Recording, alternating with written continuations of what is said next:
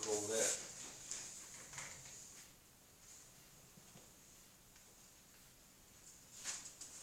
I have one question about it. A long-term liability, what is that? Second page, first page.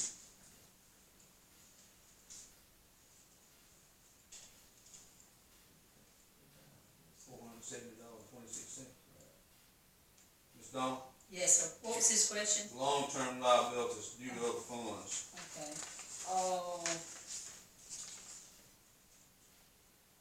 Okay, that's like Social Security and stuff that we withhold, on them liabilities, they build every month up that you pay. I'll study, I've got my long sheet here, if I'll find the exact thing I'm looking on.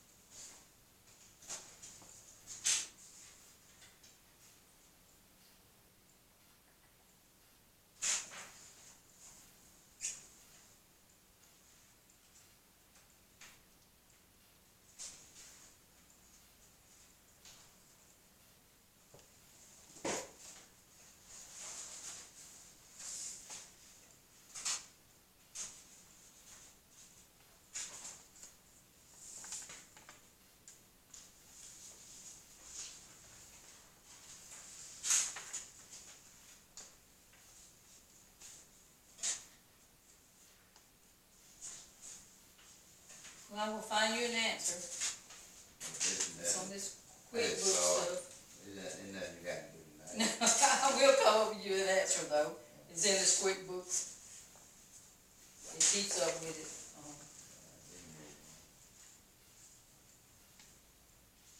Any questions other than what Bernard had? Okay, next on our agenda is you have a copy in front of you of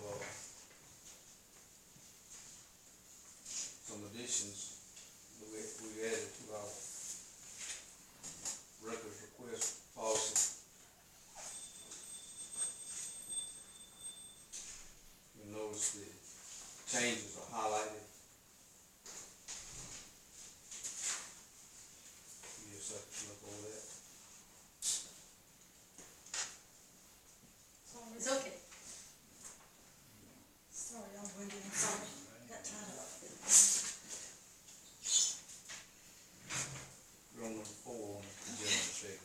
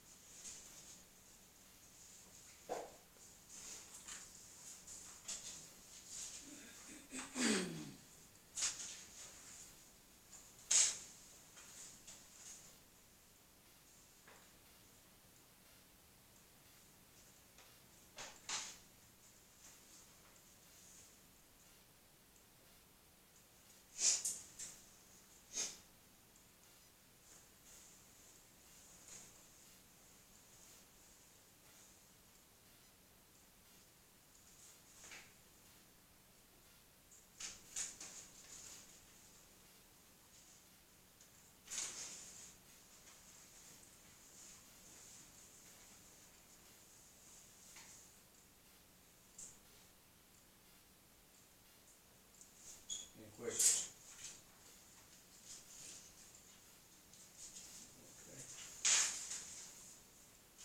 Okay. Our industrial development board, excuse me. You don't need a motion for this update. Okay, I need a motion for the update on this policy. On the reappointment? No. Nope. Need Back a on. motion for, For the addition you added to the record. right.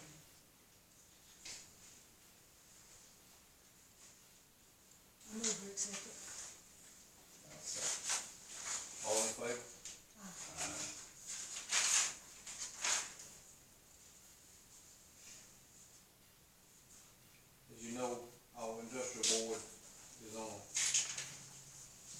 schedule where some come off every so often. And this time, we need to reappoint Ruth Etheridge and Jermaine Steele to our industrial board. I need a motion to reappoint them to the industrial board. I move that we reappoint them, if no one have no objection, or have a problem with them. I don't know anything about it. Have they agreed to take it, or We're gonna, you gonna approach it? we're gonna approach them after the fact here. Well, I move that we reappoint them or continue their job or whatever you need. Okay, all in favor? Okay, now, I need you council members to come up with 2 other names to appoint to our industrial board between now and our next meeting. So if you have a good candidate you think would be good to serve on this board, bring it to the council meeting at our next meeting. We need 2 names. Okay, now, if I heard about the industrial board, and we don't know, what is the, so if you ask someone about it, you need at least tell them, you will tell them to come talk to you all about it, how should we approach that? Well, that'll be fine. Malcolm, you were chairman one time, would you like to speak about this? I can, actually, the Industrial Development Board can do things that the city cannot do legally. We were very active in the transfer of the ownership of the old gymnasium to, Mr. Oliver. And that was something that the Industrial Board could legally handle, but the city could not. So that's basically the business of the Industrial Development Board, stuff in that nature. And it gets into some legalities from there, but that's basically it. Someplace like transferring ownership of buildings and that sort of thing, or other like real estate, it falls within the Industrial Development Board. Thank you, Malcolm. With the leadership of the mayor and the council.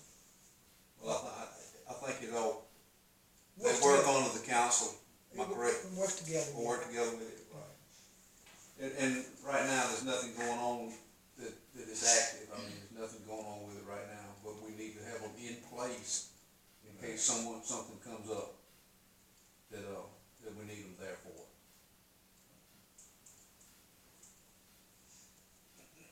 So if you will, come up with a couple of nominees between now and our next meeting.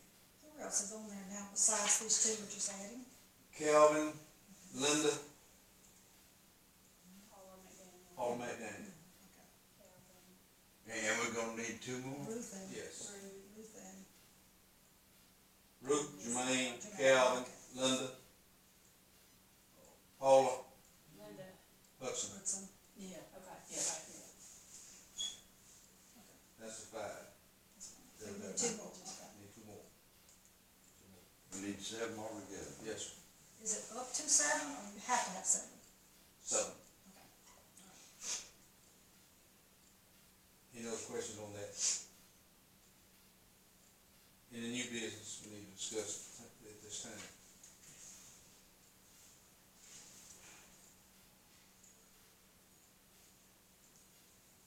Okay, we don't have any new business. Ms. Sanders is asked to speak before the council.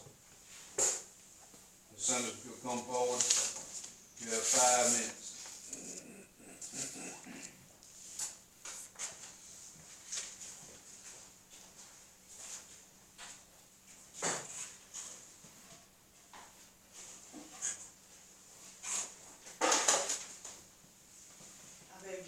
Mr. Mayor, I require more than 5 minutes, and that wasn't told to me, that stipulation that when I spoke before y'all, that I would be limited to 5 minutes. The last person who spoke before y'all took considerably more time. I remember staying here, and it was 30 or 40 minutes during that decision. So if you're limiting me to 5 minutes, that's going to have to be a part of the policy and procedure in this council, spoken and passed by this council, that no one can attend a council meeting and speak longer than 5 minutes. You cannot control me alone. Okay, now let me start. I have several areas of concern, and I'll calm down in just a minute, but anytime somebody singles me out like that, it really irritates me. So give me just a few minutes to calm down. I have several areas of concern for you all tonight. And they're concerns. Doesn't anything have to be done about them? But it would be better for the town if something was done about these concerns. And I'm getting lots of calls, people coming to me and asking me what's going on. And I've been backed by Office of Money to pay for this extraordinary charge that y'all, since I don't know what y'all just passed in the policy and procedures about seeing records, I plan to go over my concern about that as I normally would. I believe that normally, instead of reading it silently so that no one here can understand what you're passing but you all, I believe it is customary to read it aloud to the room. But I won't fight with that. That'll just be something that is sent along with these tapes to the Attorney General when I get ready to do so.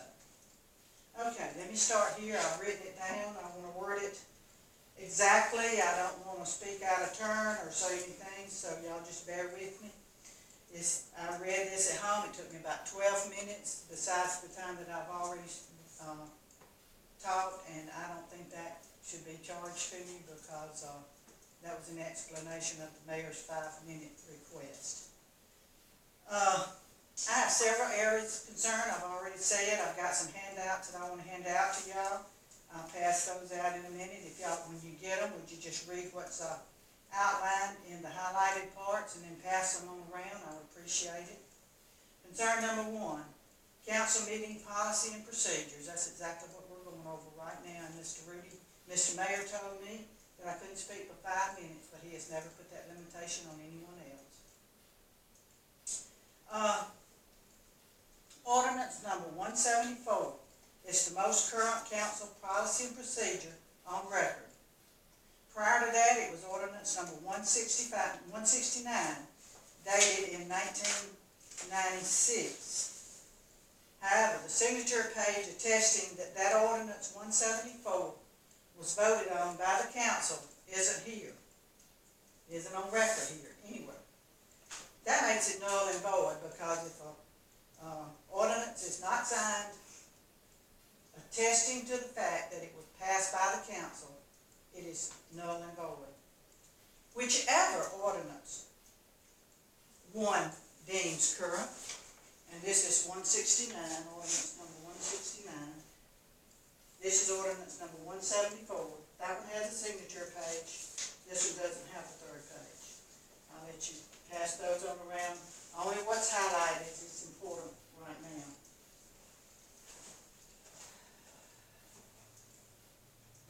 Whichever ordinance one deems current, they are both worded the same.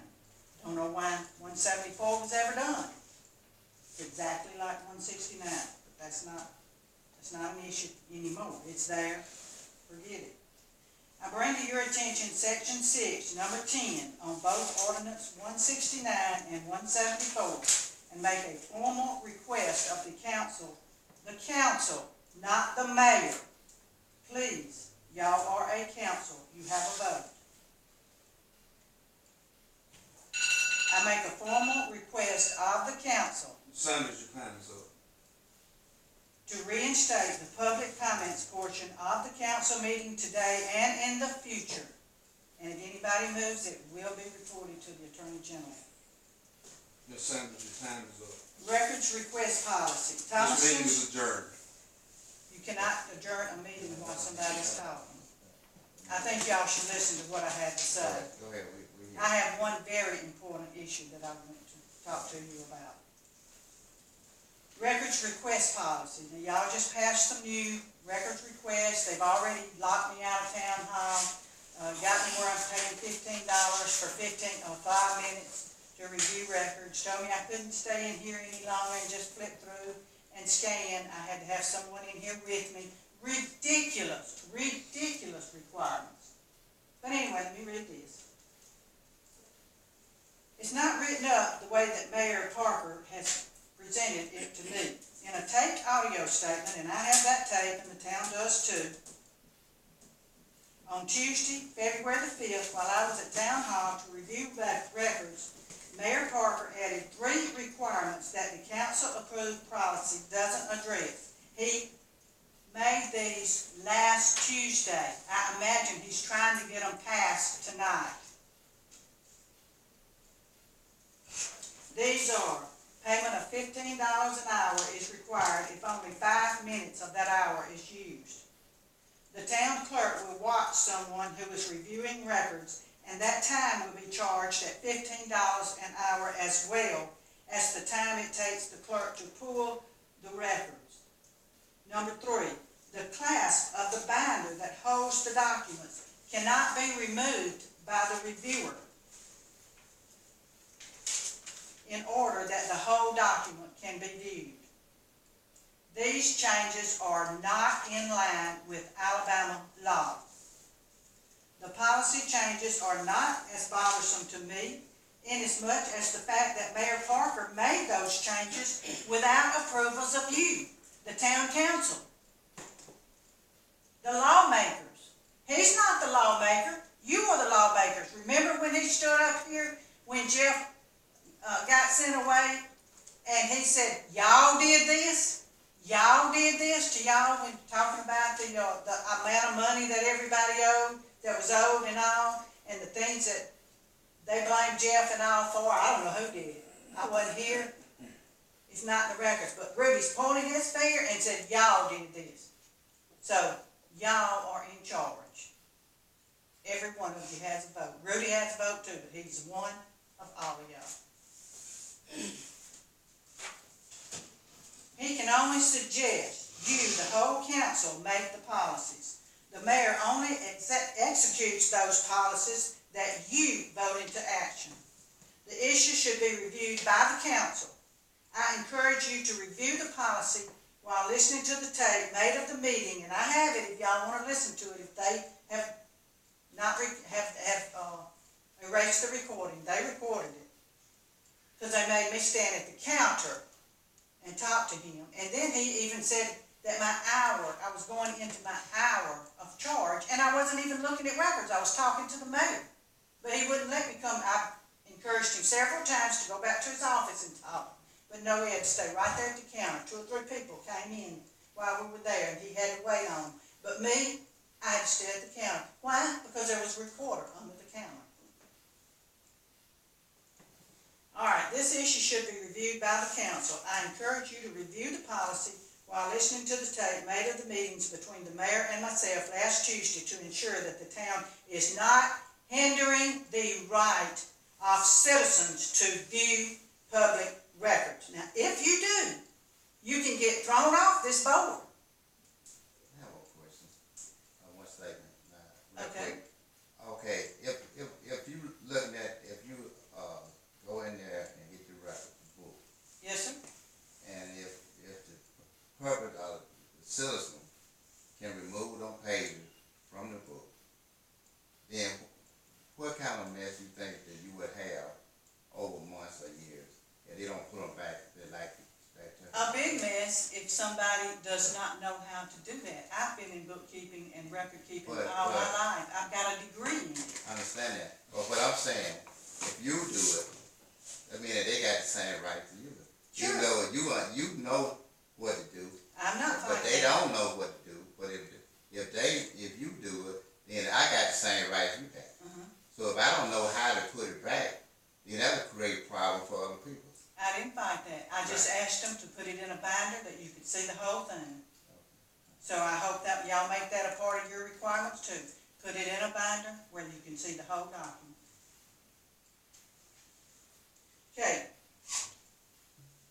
And I urge you to learn the laws about keeping citizens from seeing public records. I really, really do.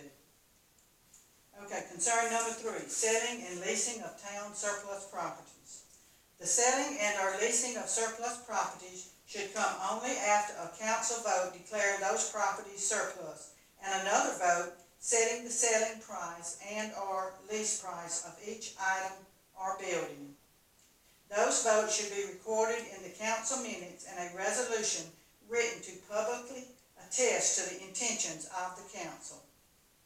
You know, you have to let the public know what you're doing, you know, and the only way we know is by looking at the public records, by coming to the meetings, looking at the public records, and looking at your ordinances and resolutions.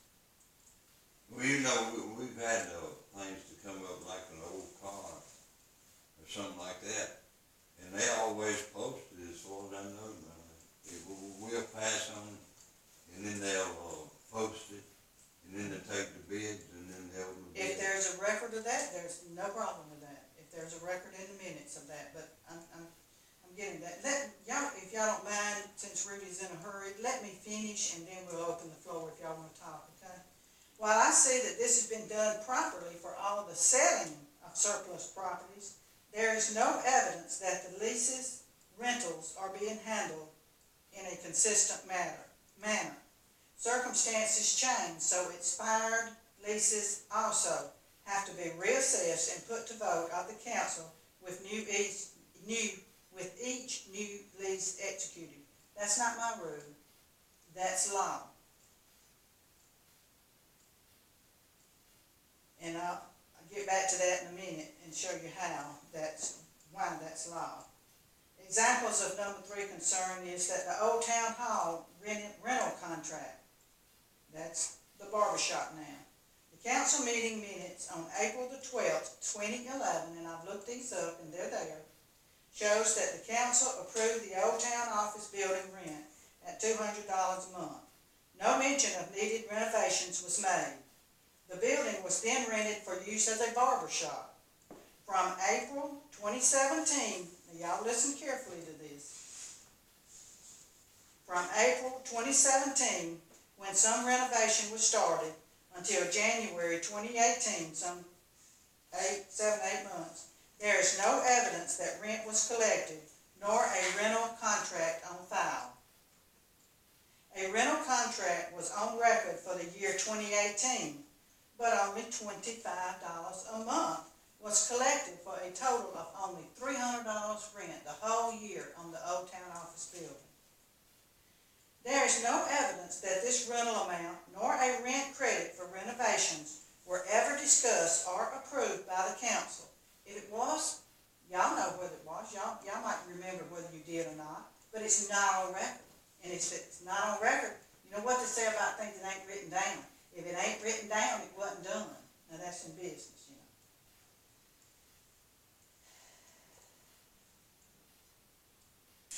But the important ongoing issue here, it's in the past, you know. Ongoing issue here is that the lease had expired. And I told them, when I asked to see the copy of the lease, and I did, I saw the lease, not last Tuesday, I don't think, but maybe the Tuesday before. Saw the lease, and the first thing I noticed, hey, this lease is expired. She pulled it out, handed it to me. Hey, this is expired. I don't know why they didn't know that, the town office. The lease had expired, and the council has to approve any renewal of any lease. You know why? Because it's a new expenditure, and the council approves all new expenditures. Any lease renewal is to be brought before the council for discussion and approval of the terms, and any credit given for any renovations is to be decided by the council. Why should one man decide how much it costs for them to renovate? Somebody's got to look at the bills and make it. That's what y'all are here for, to make a good decision for the town and for the people that's renting it. One man shouldn't do that. I don't know if anybody did it. I don't know what happened. The details of such renovation credits and rental discounts should be clearly outlined in the original lease and in any and all lease renewals. To do otherwise is not in the best interest of the town and to conduct business of the town without first obtaining council approval is against the municipal code of Alabama. Y'all know that. That's why you're here. Why do we even have a council if the mayor or the town office people can make all the decisions? You have a council for decisions. Little decisions, big decisions, middle-sized decisions, decisions. If the council did indeed decide the issues before the first lease was signed, then we got another matter. We got a clerk who is responsible for the undocumented decisions of the council. Well, written down. If y'all decided it, if y'all threw it out there and discussed it and decided on it and decided to give this woman who doesn't seem to be poor in any way the building for $25 a month, then it's the clerk's fault because she didn't record it. Well, Mama, let me interrupt Wait, you. no, let me finish. I got two more. Won't take long. And then y'all can speak, or I'll go home and y'all don't have to discuss nothing with me. Eagle Internet. Contract for placing their equipment on the water tower. Clerk Stowe said that there is no contract in file at Town Hall at all. It should be a contract. Free use of Eagle Internet services is provided to the town. The only mention of Eagle Internet in council minutes was a vote to let the mayor negotiate with the company and a line stating that the equipment was in place. A vote to negotiate is not a vote to accept the results of that negotiation. No resolution attesting the intentions of the council was in place either. Personally, I think this is a waterworks business issue. Since the water tower belongs to the waterworks, this issue needs to be decided by their board. But it was in the minutes. I brought it up, with the only exception being a license. There's no license been issued for Eagle Internet for 2018 nor 2019. I think they came here in early 2018 or late 2017. Okay. One more concern. It's a little bit wordy, but it's worth it. Two more concerns. This is a short one. Creating new employment positions without council approval of the need for the positions and setting the salary for that position. There is no evidence of council approval to add new positions in cases of new employment. Anytime a new position, not a person hired, but a position, anytime a new position is added to the list of employment positions utilized by the town, the council is required to approve those positions. Again, y'all say the town needs somebody, the mayor can hire whoever he wants to. He can hire his wife if he wants to. But y'all have the decision to decide, y'all make the decision as to whether that position is needed. Council members are called upon to approve all new expenditures, and new positions of employment are new expenditures. No council vote has been located in the minutes, and no resolution has been located in the permanent records at Town Hall as to the approval of these positions. I'm not saying y'all didn't approve it. I'm not saying y'all hadn't approved everybody that's worked here for, since you've been on the board, and the boards before you didn't approve it. I'm just saying that no record is in this office. And I'll tell you, just stop just a minute and tell you that I don't know how electronically challenged any of you are, or how electronically bright you are, but there's such a thing as a portable scanner. All I do when I come down here to look at records, I scan that shit, but I just scan it, and then I turn it over, and then I scan it the next page, and I scan the next one, I scan the next one, then I go home and put it on my computer, and I create a database with it, and I can search that whole database in a matter of seconds, just like that, to see if the council approved anything. I can search the minutes just like that. I can search the ordinances, just like that. And I can search the resolutions, just like that. Okay. I think we got that one done, through with. Concern number 5, this is the last concern, and then it'll be a final statement after that. Poorly written council minutes, this is what I was talking about through all the other concerns, it's just kind of a review. Poorly written council minutes and poor filing methods versus improper procedure of mayor in informing council of business being done. One of the two. One of those two things has occurred when the information is not in the records like it should be. Either written recordings and filings have been done haphazardly, that would be on the clerk, or all business is not carried out with and through a vote of the council members. There's no way to ascertain what has happened in the past. But whichever the cause, it needs to stop. That's why I'm here with that thing. Recording. From now on, I won't even have to scan. You know, I'll come down here every 6 months and scan the minutes. Or I can scan them at home, take that home. No, I intend to scan the agendas and the business papers. I'll have to come down here to scan the minutes or else, because they're not approved until next month, so I'll have to wait till next month to get the minutes. But I can scan the minutes and keep everything current at my house and pay less than $15 a month for it. But anyway, they're trying to put a hardship on me, but I haven't offered so much money, it won't be a hardship. Let me see where I go back. Examples where it's not evident that the council was consulted. The Old Town Hall lease issue,